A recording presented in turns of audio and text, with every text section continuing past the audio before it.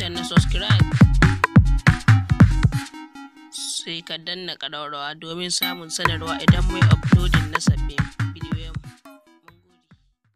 Da suka mamaye garin Gaidam a jihar Yobe a ranar Juma'a sun ci gaba da kasancewa a garin, inda suka tabbatar da ikonsu da garin daidai lokacin da dubban mazauna garin suke arcewa zuwa karamar hukumar Nusari da Damaturu babban birnin jihar.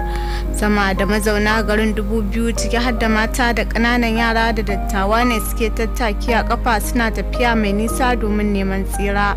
Mayakan waɗanda suka yi sansanin a wasu unguwannin cikin garin suna ɗauki ba daɗi tsakanin su da sojoji a garin a wata mummunar musayar wuta tsawon sama da awanni 48.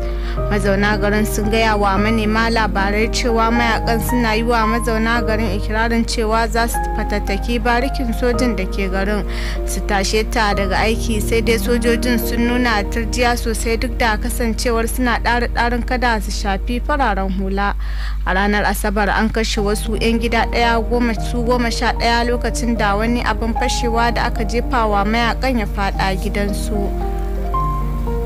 A wani labarin kuma an kashe sojoji da yawa bayan wani jirgin sama na yaƙi mallakin dakarun sojin saman Najeriya ya harba wani bam akan sojojin da ke ƙasa a garin Mainok na jihar Borno. Majiyoyi sun gaya wa manema labarai cewa an kashe sojojin ƙasa 30 a Mainok.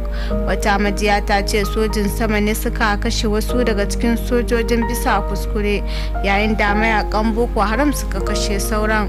Wasu majiyoyin sojoji sun kuma ce wasu kayan aikin sojoji ciki har da motar sojoji sun lalace a lamarin. Tuni ake ta yada wani faifan bidiyo dangane da lamarin.